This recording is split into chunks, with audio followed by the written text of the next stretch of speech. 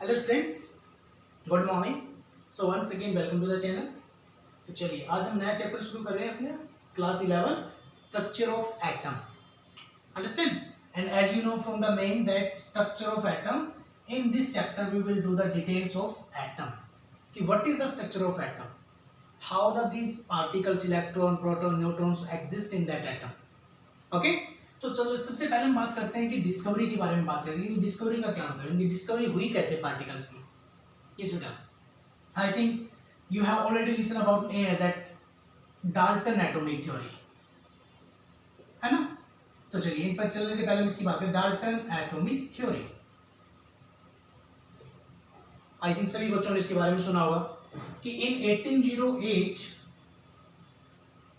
John Dalton, yes, John Dalton given a theory, atomic theory, that is known as Dalton atomic theory. What he said, उसने क्या बोला उसके अंदर कि Dalton atomic theory में हमने बहुत सारे पोस्टुलेट्स के बारे में पढ़ा। yes, क्या पोस्टुलेट पढ़े? इसका पहला ही पोस्टुलेट क्या था कि atom is the smallest particle which cannot be further divided। Yes, ये इसका पहला ही पोस्टुलेट था, डाल्टन ने ये चीज बोली। और डाल्टन ने क्या किया, डाल्टन ने और भी बहुत सारे पोस्टुलेट दिए कि atom of same elements will always be identical in all respect. Yes, atoms of different elements will be different in all respect. Atoms of same element और different elements can combine together. तो Dalton ने अपनी theory में बहुत सारे postulates बताए हैं। That theory was known as Dalton atomic theory. Okay, this theory was given in 1808. तो ये बेटा, तो लगभग 70 to 80 इयर्स के आसपास तो लोग हम यही इसी चीज को मानते रहे। क्यों, कोई कुछ और कोई साइंटिस्ट कुछ बोलने वाला था ही नहीं, तो यही चीजें चलती ही रही नियरली लगभग 70-80 years. Okay, but at the end of 90th century, okay, कुछ नए साइंटिस्ट, न्यू साइंटिस्ट जो अपना अपना रिसर्च वर्क कर रहे थे, बहुत सारे साइंटिस्ट आए 19th सेंचुरी में। कौन कौन थे? Like J Thomson, Rutherford, okay, Niels Bohr, ऐसे ही आपका Goldstein. They were not satisfied from the Dalton theory. That means कि they were not satisfied from Dalton theory. तो ये सब डाल्टन की थ्योरी से सेटिस्फाई नहीं थे। वाई? क्योंकि वो ऐसा मानते थे कि atom is not as simple as Dalton said. कि उन्होंने, उनका आइडिया क्या था, क्योंकि वो भी अपना रिसर्च कर रहे थे बहुत सारे अलग अलग प्रोजेक्ट पे, तो उनका क्या मानना था कि atom is not simple as Dalton said, कि एटम इतना भी सिंपल नहीं है जितना डाल्टन ने बोल दिया कि atom is the smallest particle. Understand? तो उनका आइडिया क्या था कि atom is not as simple as Dalton said, कि एटम इतना सिंपल नहीं है। सो उन्होंने एक नया आइडिया दिया on the basis of their research. अपने बेस पर उन्होंने क्या बताया कि atom is not the smallest particle।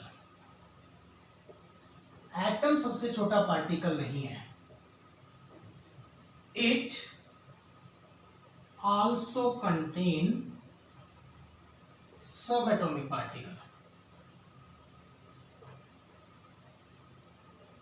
इसके अंदर भी सबएटॉमिक पार्टिकल्स होते हैं। अब वो सबएटॉमिक पार्टिकल्स वैसे तो कौन कौन से हमारे पास? इलेक्ट्रॉन, है ना, प्रोटॉन्स, न्यूट्रॉन्स। ओके, वैसे तो आज हम प्रेजेंटली बात करें, प्रेजेंट में लगभग 35 सबएटॉमिक पार्टिकल्स के बारे में बात जाना जा रहा है, 35। बट ये 3 पार्टिकल्स हमारे जिनको हम फंडामेंटल पार्टिकल्स बोल रहे हैं कि present inside the atom, fundamental particles. तो चलिए बात करते हैं इन पार्टिकल्स की डिस्कवरी कैसे हुई, इनकी डिस्कवरी के बारे में बात करते हैं कि ये डिस्कवर कैसे हुई ये चीजें। ओके, तो चलिए हम पहले बात करते हैं डिस्कवरी ऑफ फर्स्ट सब atomic particle, that is discovery of electron. Yes बेटा, डिस्कवरी ऑफ इलेक्ट्रॉन। हुआ क्या कि इन 1897 William crook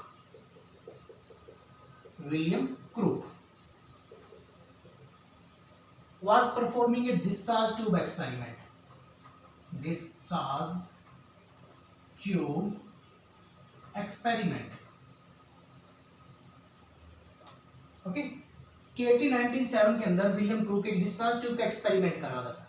discharge tube experiment में था क्या, देखिए पहले हम देखते हैं कि डिस्चार्ज ट्यूब में क्या था। एक डिस्चार्ज ट्यूब थी, glass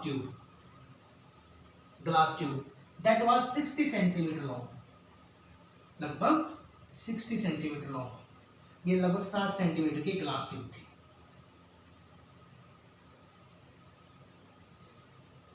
okay, he connected adjusted two metal plate inside this discharge tube. दो मेटल प्लेट उसने एडजस्ट की और वहां से कनेक्ट कर दिया उसने बाई हाई वोल्टेज के साथ।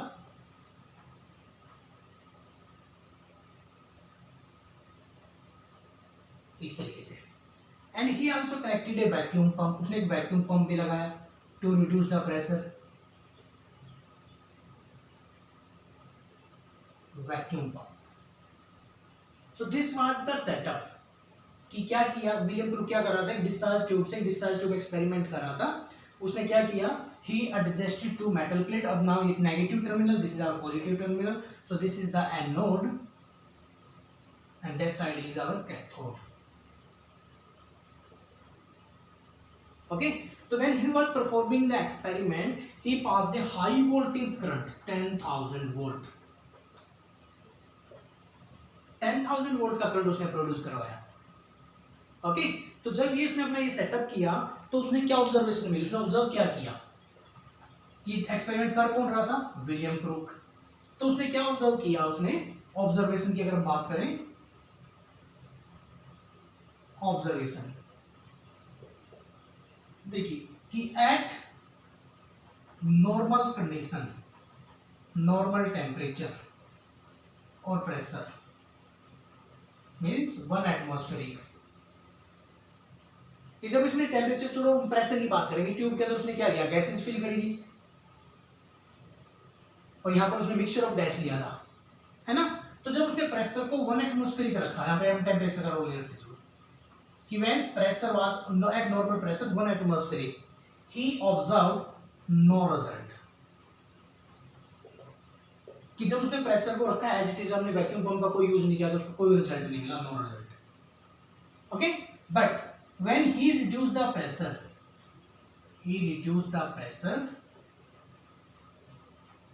about 10 raised to power minus 2 atmospheric, what he observed, the glass tube start glowing, glass tube ने ग्लो करना शुरू कर दिया, ये ग्लास ट्यूब चमकने लगी। तो जब उसे लगा कि जब मैंने प्रेशर को रिड्यूस किया है तो ग्लास ट्यूब ने चमकना शुरू कर दिया, अगर मैं इस प्रेशर को और ज्यादा कम कर दूं तो मे भी कुछ और रिजल्ट मिल जाए। ओके, तो उसने क्या किया, he further reduce the pressure, third point कि he further reduce the pressure, उन्हें फिर से प्रेशर रिड्यूस कर दिया, कितना कर दिया, 10 raised to power minus 4 atmospheric। Okay, then what he observe, उसने क्या ऑब्जर्व किया कि the glass tube that start glowing at this temperature, कि जिसने इतने प्रेशर पे ग्लो करना स्टार्ट किया था, दैट स्टॉप ग्लोइंग, उसने ग्लो करना शुरू बंद कर दिया। But current was continuously flowing between the electrodes, इन इलेक्ट्रोड्स के बीच में करंट कंटिन्यू चल रहा था। एंड और क्या रिजल्ट मिला उसको कि ग्लास ट्यूब ने तो ग्लो करना बंद कर दिया, करंट कंटिन्यू चल रहा है between the electrodes. He observed a green fluorescence just behind the anode, ठीक है, तो इस ट्यूब ने तो कर दिया बंद, ये ट्यूब ग्लो करने बंद कर गई, बट उसको यहाँ पर एनोड के जस्ट पीछे एक ग्रीन कलर का फ्लोरेसेंस नजर आया, ग्रीन फ्लोरेसेंस, है ना, ग्रीन कलर नजर आ रहा है उसको हल्का हल्का। ओके, तो उसने इस चीज से क्या अंदाजा लगाया, उसने इस चीज से क्या कंक्लूजन निकाला, भाई ट्यूब चल रही, ट्यूब ने जलना बंद कर दिया, लेकिन करंट अभी भी कंटिन्यू फ्लो कर रहा है इलेक्ट्रोड्स के बीच में, और यहाँ पे उसको ग्रीन कलर नजर आ रहा है। ओके, तो इस ग्रीन कलर से उसने कंक्लूजन क्या निकाला, तो उसने क्या कंक्लूड किया कि कंक्लूजन क्या दिया उसने अपना इस बेस के ऊपर, इस ऑब्जर्वेशन के बेस पे कंक्लूजन क्या कंक्लूजन दिया कि there are some invisible rays, कुछ इनविजिबल रेज हैं इमिटिंग फ्रॉम कैथोड साइड, जो कैथोड साइड से निकल कर आई है।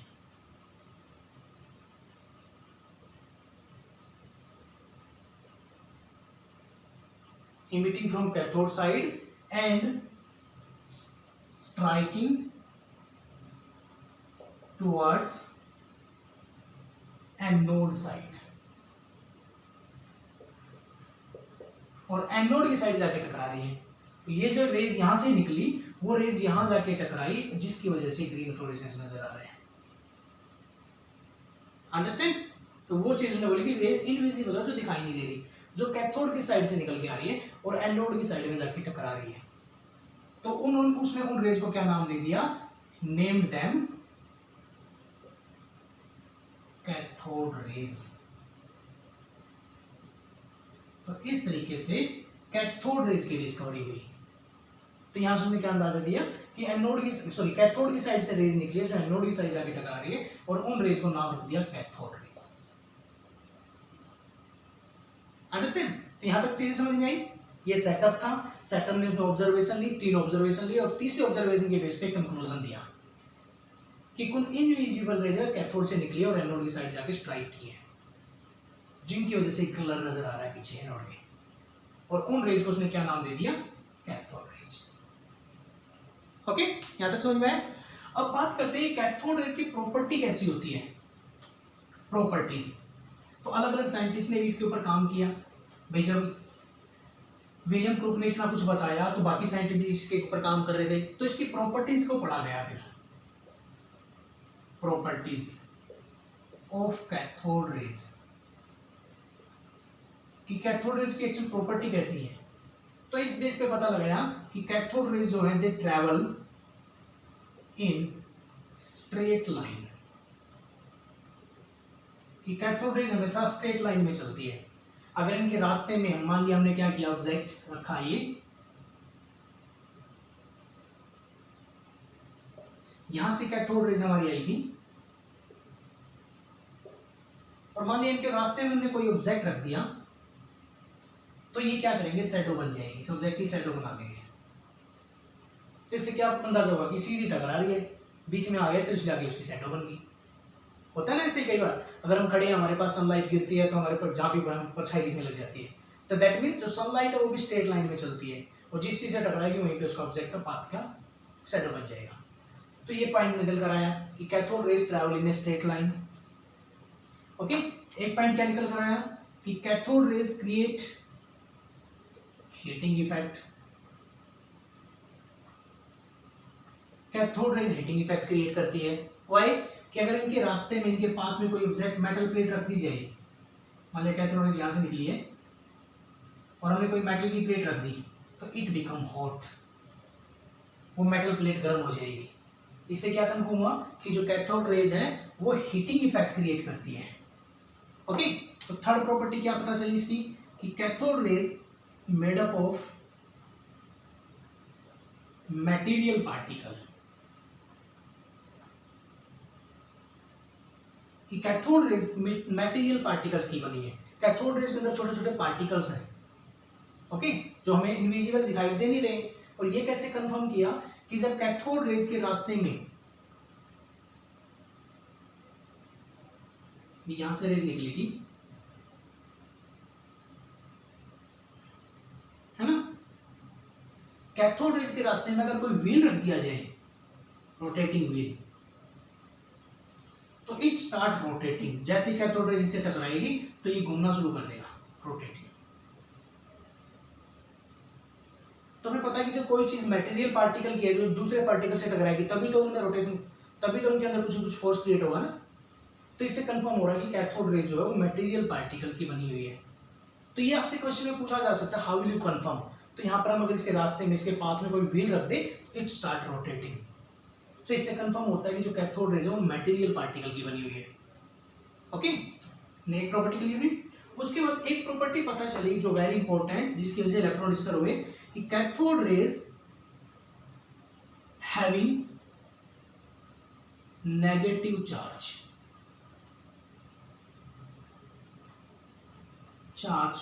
ऑन देम, कि कैथोड रेज के ऊपर नेगेटिव चार्ज होता है। ओके, और ये कैसे कंफर्म हुआ कैथोड रेज के ऊपर नेगेटिव चार्ज होता है, और ये चीज किसने कंफर्म की, ये की जे थॉमसन ने।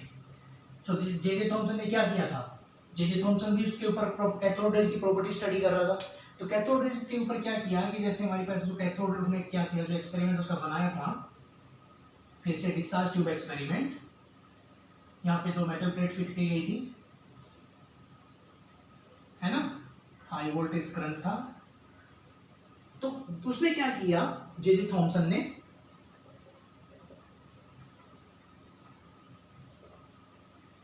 उसके ऊपर फिर दोबारा से एक फील्ड अप्लाई कर दिया।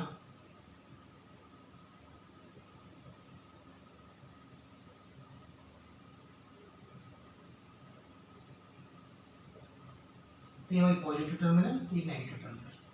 तो जब कैथोड रेज यहां से निकल गई, यहां से जा रही थी निकल गई, तो they start moving towards the positive plate, उन्होंने पॉजिटिव की साइड मुड़ना स्टार्ट कर दिया। अब ऑब्वियसली जब इनके ऊपर खुद के ऊपर नेगेटिव होगा तभी तो ये पॉजिटिव साइड जाएगी ना। तो उससे कंफर्म हुआ कि कैथोड रेज के ऊपर नेगेटिव चार्ज होता है। तो यहां से क्या चीज कंफर्म हुई कि cathode rays made up of material particles and cathode rays contain negative charge.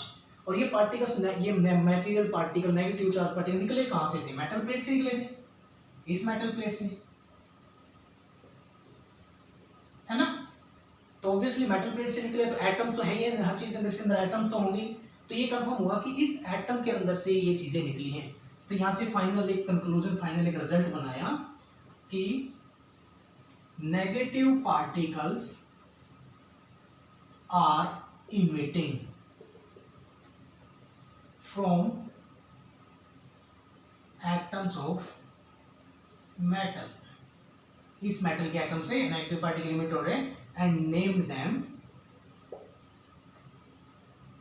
Electron. उन नेगेटिव पार्टिकल्स को क्या नाम दे दिया गया, इलेक्ट्रॉन्स। तो ये चीज कंफर्म होगी कि मेटल प्लेट्स के अंदर ऑब्वियसली हर चीज एटम से तो बनी हुई है, कि ये जो पार्टिकल, मटेरियल पार्टिकल जो निकले हैं वो एटम्स के अंदर से आ रहे हैं, और उन पार्टिकल्स का चार्ज कौन सा है, नेगेटिव। तो वहां से एक नाम दे दिया गया उनको, दैट इज इलेक्ट्रॉन्स। तो इस तरीके से बेटा हमारी इलेक्ट्रॉन्स की डिस्कवरी होगी। दिस वाज द फर्स्ट सब एटॉमिक पार्टिकल्स, अंडरस्टैंड। तो नेक्स्ट क्लास में हम पढ़ेंगे तो इलेक्ट्रॉन्स के ऊपर चार्ज का फिर कैसे पता लगाया, मास का कैसे पता चला, अंडरस्टैंड। तो नेक्स्ट मॉड्यूल में हम ये चीजें करने वाले हैं। ओके।